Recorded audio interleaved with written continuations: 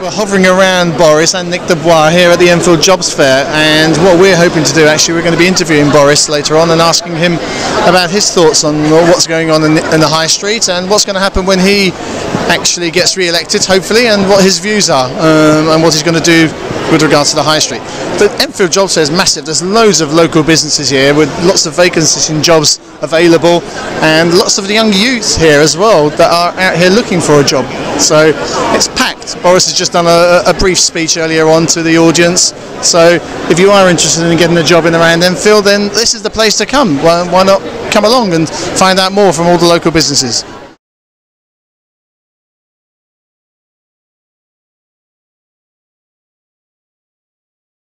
Keeps your knowledge up.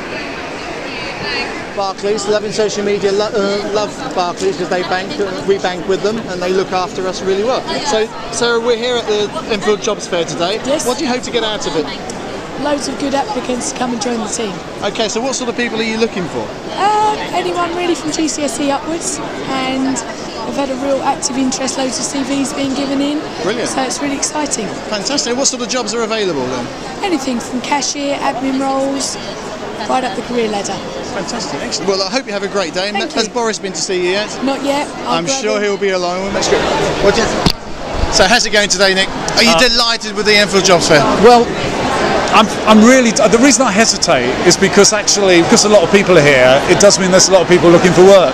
But am I delighted that we brought people together who are offering jobs, apprenticeships, and jobs in the future as well as the present, with people who are looking for jobs? I kind of feel immensely proud that we've managed to pull that together, and my team have done a fantastic job. They have, and we've been speaking to some of the companies here. We were just speaking to Barclays, and they've had loads of CVs handed in, excellent potential delegates. That's great news, because we were trying to get the message out, come prepared, think about what you can do, come prepared with your CVs and everything, and it's working. Fantastic, that's I think you're about to get Boris now. Fantastic. What do you think of this? I think it's fantastic, and it's amazing to see the energy and the excitement of so many young people here who come to get jobs and apprenticeships, but also ideas for their own startups. What some of these people want is help from business with loans so that they can take their idea forward, and I know that's something that Nick Dubois has been championing. I think it's a great idea.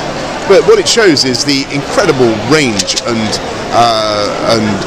strength of the Enfield economy. There are so many companies here that do things people never even dreamt of, making catalytic converters, exporting navigation equipment around the world, making sausage rolls.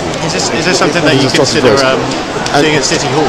And we do have events at City Hall a bit like this, but what's so good about this is the sheer number of people who have come today from this area, and we're very pleased that we've done 54,000 apprentices on our scheme, our City Hall scheme.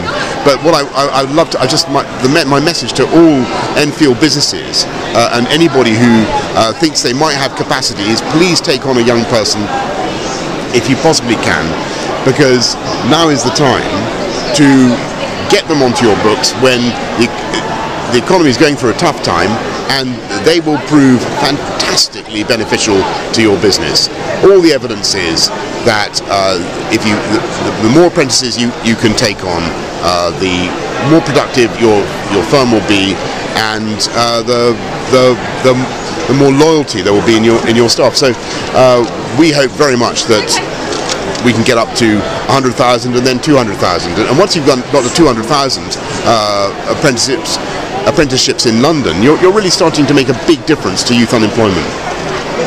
Briefly, I want to switch to something about slightly different. You mentioned suburban train services. Yeah.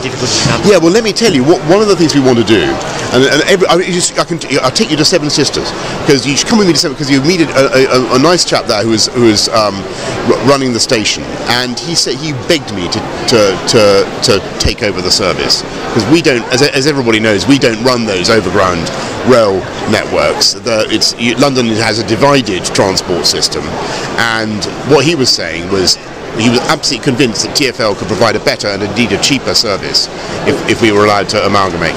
What you fares, because in Enfield, I mean, people have seen more than double the average fare quoted increase, more than 10% on the overground trains. If TfL was to take it over, I tell you, we are absolutely convinced we could do it for less, and we think that there are economies of scale that you can bring in, natural removal of waste of one kind or another, and it's not only, if you look at what we've done on the overground, it's by improving the quality of the service as we have, better lit stations, safer stations, nice, air-conditioned trains and all the rest of it. What happens is there's a massive increase in people using it, and we're certain that the more people who use it, the more we'll be able to drive down fares. If you look at, for instance, the North London line, which you're familiar with, you know very well, I think that this one's gone up 111% or something, the ridership since we took it over.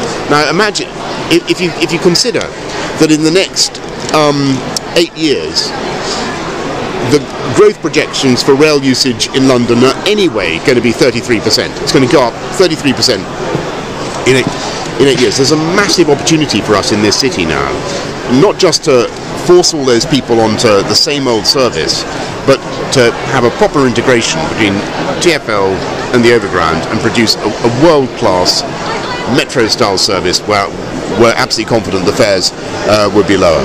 Can I bring you back into the Sorry guys. That's a long answer, but it's very important. If we did it, it'd be brilliant for the city. Boris, Michael Cashier from Loving Social Media. Just wanted to ask you, we're backing Nick with the We Love Your High Street campaign, and we've done a lot through social media. When you get re-elected, what are your thoughts on how we can regenerate the high street? Outer London high streets are the motor of the UK economy. They have such potential. One of the things we've done is through the Outer London Fund and regeneration funds, we've made available, I think, 221 million already in funds for just doing simple things like improving the pavements or making spaces where people can sit and have coffee, making the parking easier, planting trees, doing stuff like that makes helping with the look of the shop fronts. If you do simple things like that, you revitalise the high street, you generate footfall, and you help high streets to compete with the big shopping centres, the big out-of-town shops. We all know where they are.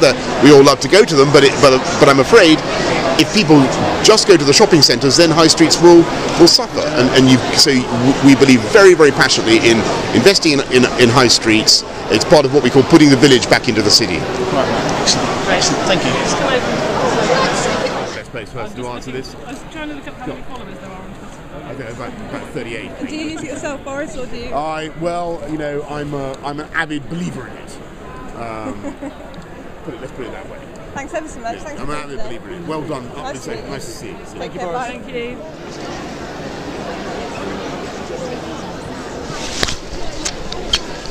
We're here today in Enfield, brought together by lots of local employers and some from across North London. It's been a great opportunity for us to bring people who are looking for staff to come and help work in their successful businesses and match them up with many local people who are keen to get their job. Fantastic. We really have got to dash, all right?